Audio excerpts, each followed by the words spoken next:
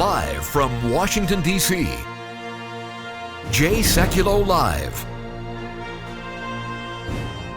Phone lines are open for your questions right now.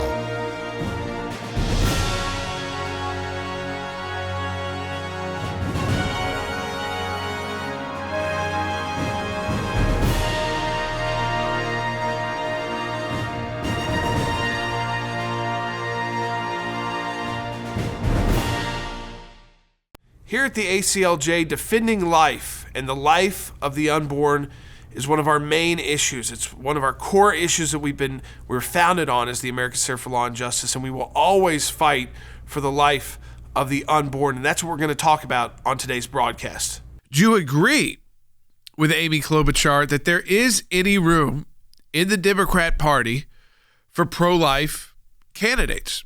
And I say this because, remember, it's the Louisiana governor is pro-life, and he is fighting that case in the Supreme Court to make abortion clinics meet ambulatory care standards. And he, Thad, has received unbelievable amount of criticism from the Democrat Party, and they've basically excluded him from being a normal member of the DNC. Yeah, and I would say, Jordan, first of all, Amy Klobuchar is clearly wrong on this issue overall. She opens that statement by saying that she's strongly pro-choice, but of course she's right on the political question of whether or not pro-life Democrats, Jordan, should be allowed in the party. But I'm going to make a prediction for you here, and this saddens me to say it because this should not be the case. But, Jordan, I think this is the kiss of political death for Amy Klobuchar inside the Democrat Party. I just look at comments made by Andrew Yang and how he was cast aside after those comments. I look at the United States House of Representatives where you really only have 2 members that can be counted as even some semblance of pro-life in the United States House. Jordan, get this. The high watermark in the United States House of Representatives is when it comes to the infanticide bill, the Born Alive bill, whether or not a baby should be provided care, not if it's an abortion, Jordan, but if they're alive and on the table. That gets 3 Democrats in the United States House. Ben McAdams joins Colin Peterson and Dan Lipinski, even though he has a very bad record once you get past that. So, long way to say this, Jordan. I don't think there probably is room for someone like Amy Klobuchar inside the Democrat Party anymore. It just has gone that far. When you look at it, you look at the platform of the Democrat Party, and then we'll play for you let's play for it now. This is Bernie Sanders. He's the front runner. Okay, Amy Klobuchar came in a surprise third in one primary. Bernie Sanders has been doing well across the board. This is what he had to say about pro-life Democrats being in the Democrat Party. Basically, no room for you. Is there such a thing as a pro-life Democrat in your vision of the party? I think being pro-choice is an absolutely essential part of being a Democrat. If you're asking me, and I think I may be wrong on this. I think in the Senate, probably 95% of the Democrats are pro-choice. You have a few who are not. In the House, maybe even a higher percentage. So that's kind of what my view is. I think by this time in history, I think when we talk about what a Democrat is, I think being pro-choice is essentially an essential part of that. So, that's very two conflicting statement stands as we finish out. And I want to take your phone calls on this, 1-800-684-3110. Is there any room for pro-life Democrats anymore in the Democrat Party? And do they exist really?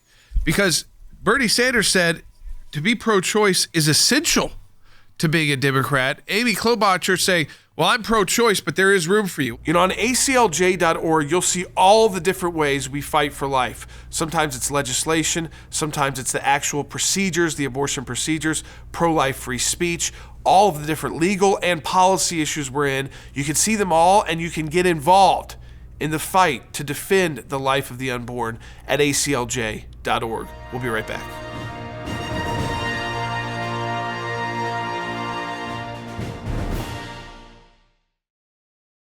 The state of New York just passed one of the most barbaric abortion laws in U.S. history, essentially making it legal to abort a baby at any stage of pregnancy up to the moment of birth. It even removes legal protections for babies born alive from botched abortions. Now, other states are trying to do the same thing. At the American Center for Law and Justice, we've assembled our team to fight back. We're preparing to send Freedom of Information Act letters in an effort to expose exactly how involved Planned Parenthood and the abortion industry were in pushing this new law forward. We're looking at every possible way to challenge the New York law. We're mobilizing to ensure that these laws cannot be used to target pro-life doctors and nurses and force them to perform abortions.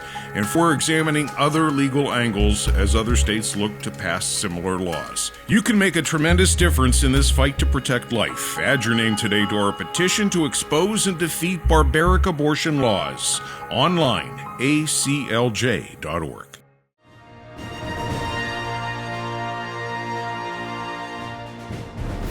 Here's the problem with being a pro-life Democrat.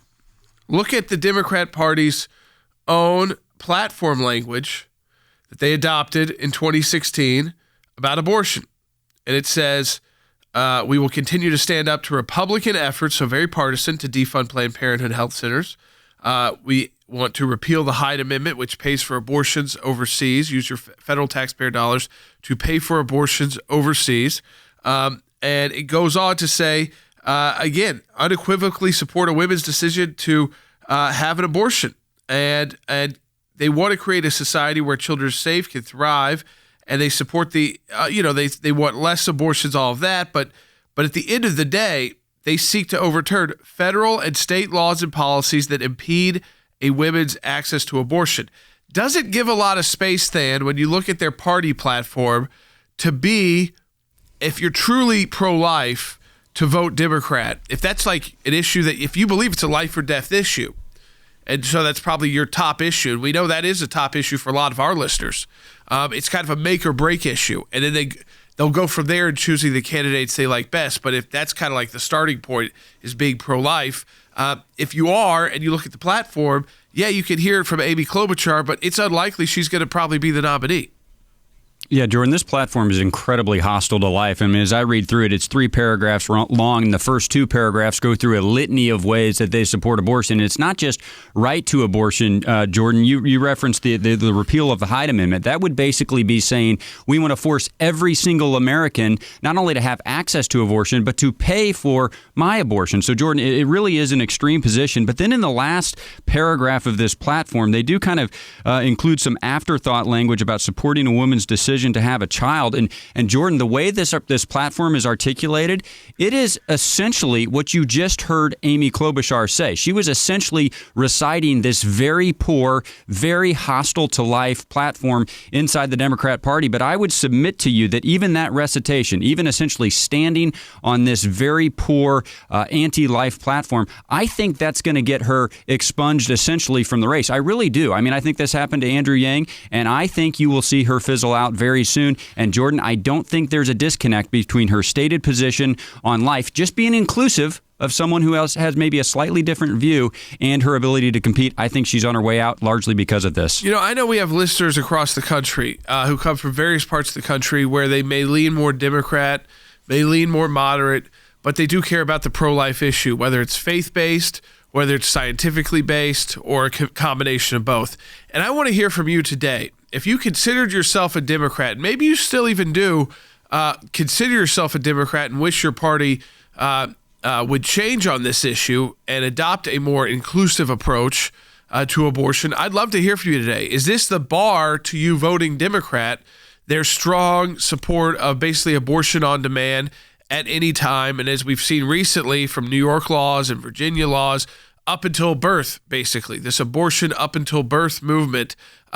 I'd love to hear from you today at 1-800-684-3110. If you've tried to be a pro-life Democrat, like the woman who was asking the question again, Mayor Pete, which we're going to play for you in just a moment, who said she's been a pro-life Democrat. She said there's millions of us, but we feel totally excluded from the party.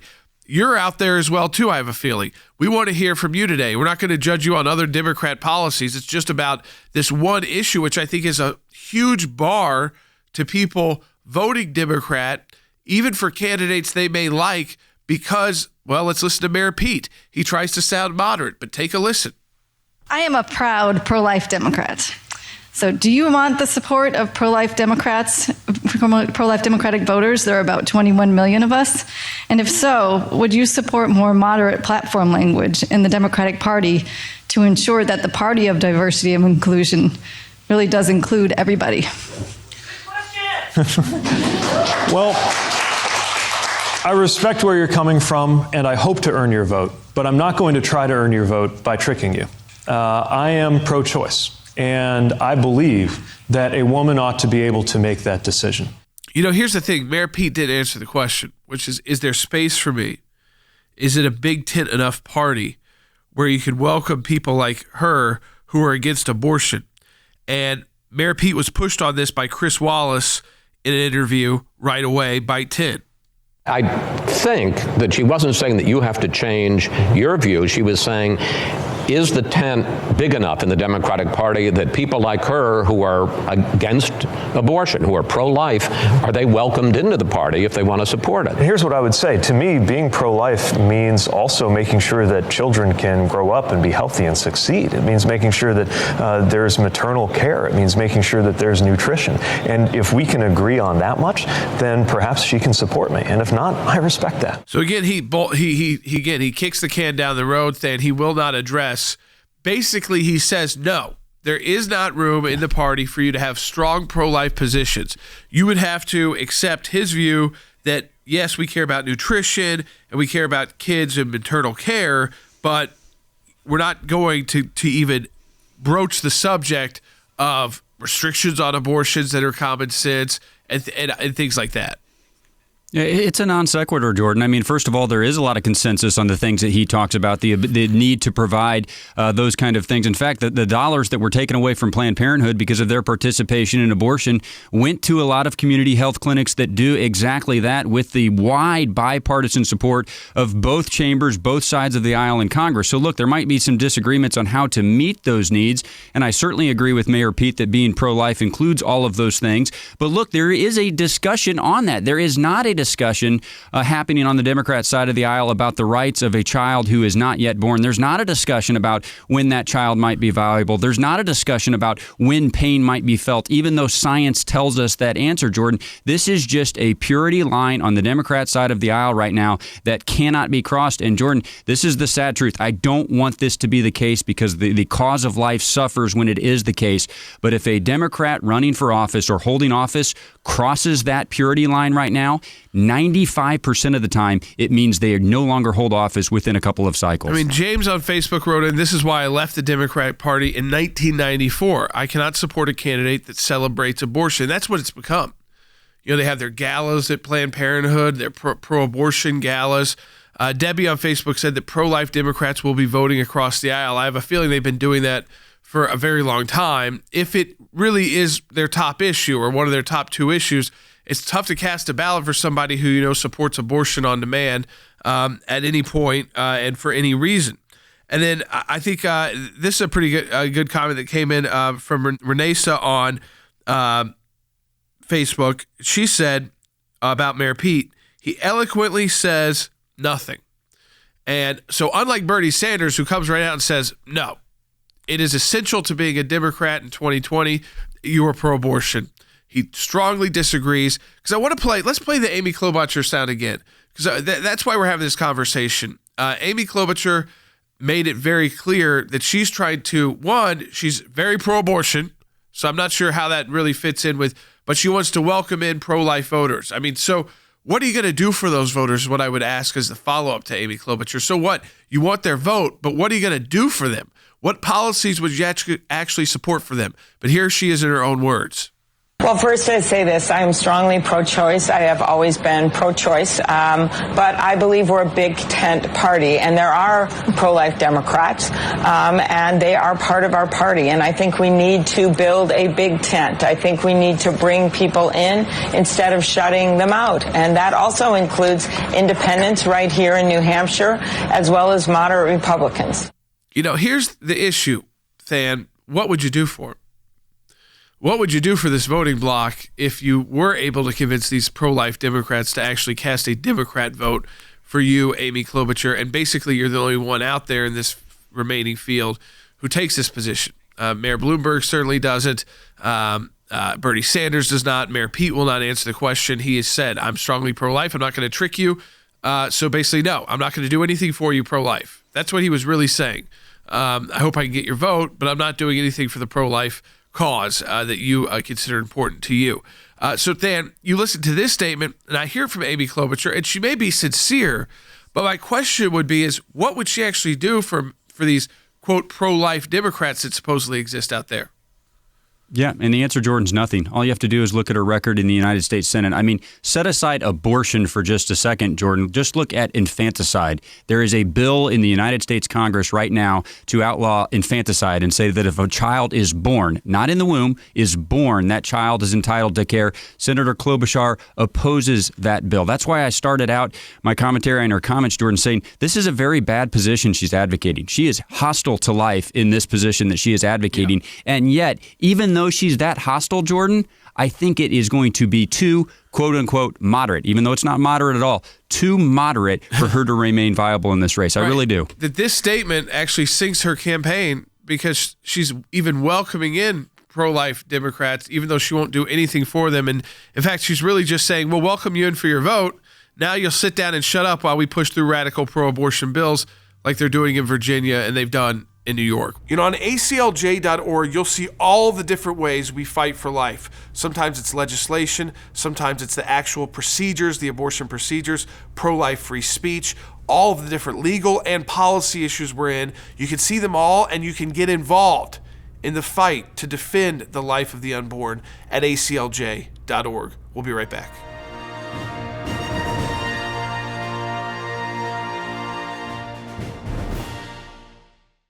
The state of New York just passed one of the most barbaric abortion laws in U.S. history, essentially making it legal to abort a baby at any stage of pregnancy up to the moment of birth. It even removes legal protections for babies born alive from botched abortions. Now, other states are trying to do the same thing. At the American Center for Law and Justice, we've assembled our team to fight back. We're preparing to send Freedom of Information Act letters in an effort to expose exactly how involved Planned Parenthood and the abortion industry were in pushing this new law forward. We're looking at every possible way to challenge the New York law. We're mobilizing to ensure that these laws cannot be used to target pro-life doctors and nurses and force them to perform abortions. And we're examining other legal angles as other states look to pass similar laws. You can make a tremendous difference in this fight to protect life. Add your name today to our petition to expose and defeat barbaric abortion laws. Online, aclj.org.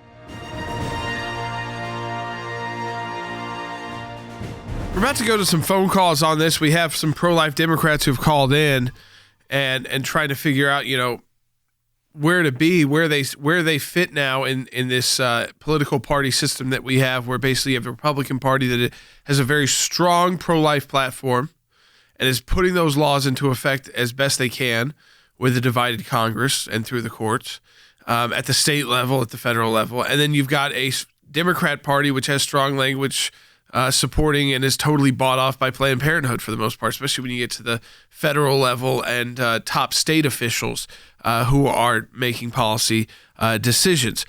Than, I want to go through quickly just what's happened in Virginia. It's just a perfect case example of a state that has switched so quickly from being a red state to a purple state to now basically a blue state. And as you said, decades of pro-life gains have been done away in Virginia in 2 legislative days. Explain that.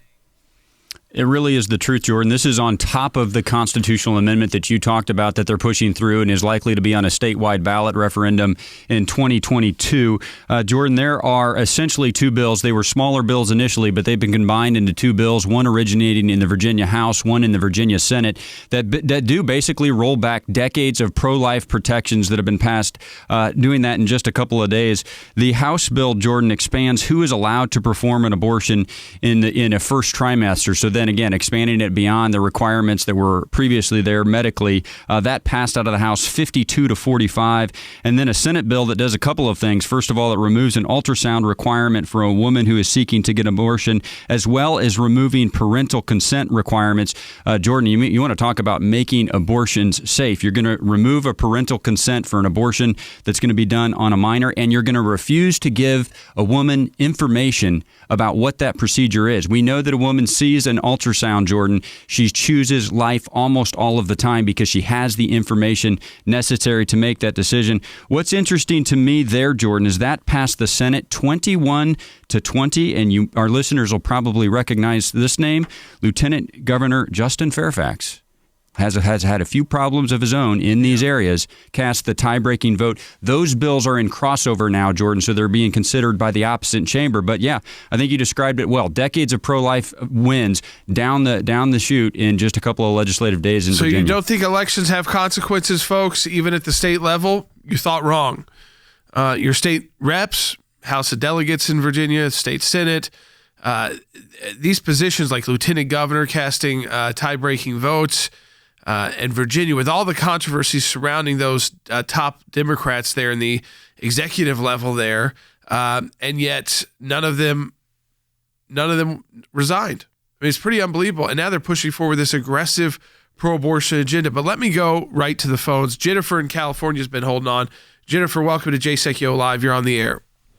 Hi, thank you for taking my call. I just want to say I am so glad that you guys are talking about this. Yeah. I think that more Democrats need to start talking about it.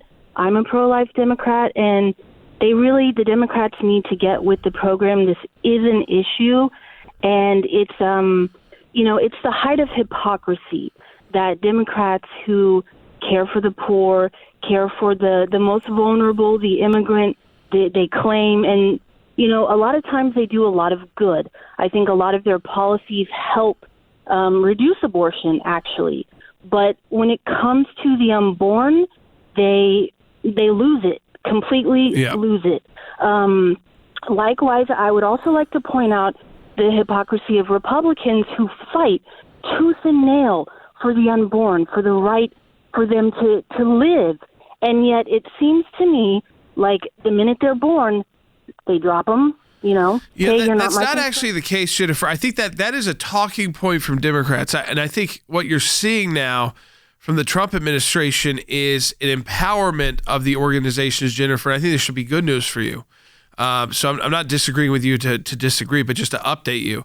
Because of what the Trump administration has done, Than, pro-life pregnancy centers, which work with women if they need to look for adoption, if they need to look for other options other than raising the child themselves, or if they do want to raise the child themselves but need resources, need to figure out what available resources are, federal, state level. I mean, I know you're very involved in this too in your personal life of doing this with adoptions as well. So that is not the case. The pro-life movement has been very open. I was at an event in the middle of the impeachment trial for pro-life pregnancy centers, raising money for pro-life pregnancy centers, a mobile pro-life pregnancy center. And I was speaking at that event and saying, Jennifer, they were on the front lines, because I agree with you.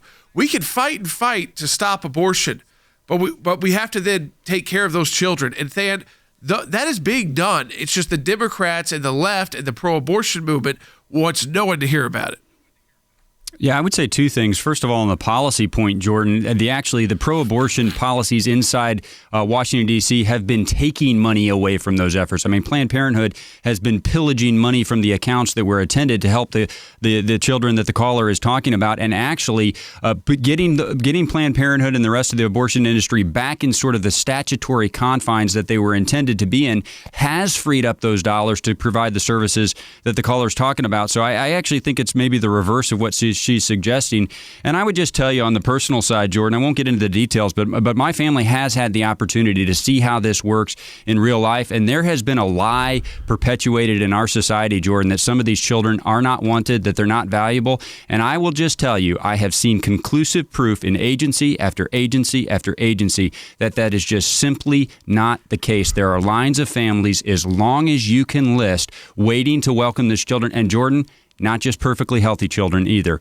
any child. Every child is valuable, and every child is wanted in this country. And anyone who suggests otherwise does not know what they're talking about. Yeah, call up adoption agencies and see how long the wait list is. I mean, seriously, that's all you have to do. And again, I mean, that's just a small example of that being able. And it's not that all of these children who go through these pro-life pregnancy centers will be adopted. Some mothers just need help with resources and how am I going to balance my life, and if there's not a man in the picture and someone to help in the picture, or family in the picture to help, and figuring out the programs that are available to them. And that's why it's great that these pro-life pregnancy centers are now able to apply for the funding that's available under Title X. If they meet the requirements, they can now apply. They couldn't do that under the Obama administration. Because to me, I look at the Republican Party, it's much more diverse on this issue. Now, the platform is clear about promoting pro-life issue, but certainly there are, I would say, pretty close to pro-abortion U.S. senators who are Republican right now in the United States Senate who still consider themselves Republican.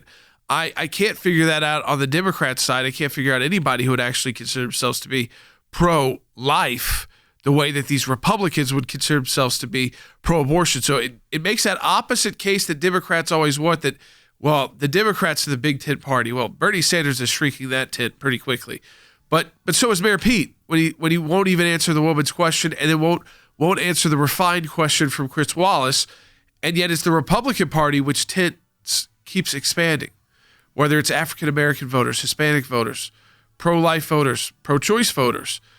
It just keeps expanding and expanding while the Democrats keep narrowing. You know, as we close out the broadcast today, as we mentioned throughout, there's so many different ways we fight for the life of the unborn. We represent those who are involved in conscience clause cases and nurses involved in those kind of cases and doctors and medical professionals. We fight for the children. We fight for new kinds of regulations on the abortion industry. We fight on the pro-life speech side. So there's all these different ways you can be involved. Learn about it at aclj.org and take your stand for life. Take your stand for the unborn. That's at aclj.org.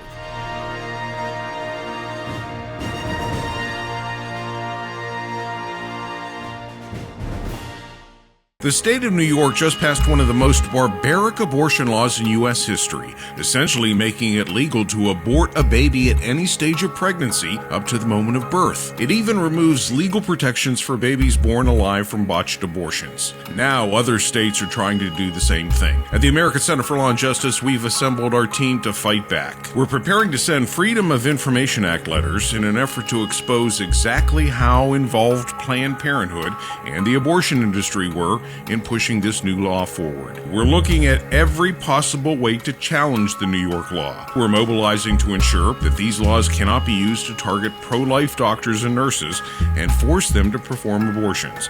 And we're examining other legal angles as other states look to pass similar laws. You can make a tremendous difference in this fight to protect life. Add your name today to our petition to expose and defeat barbaric abortion laws. Online, aclj.org.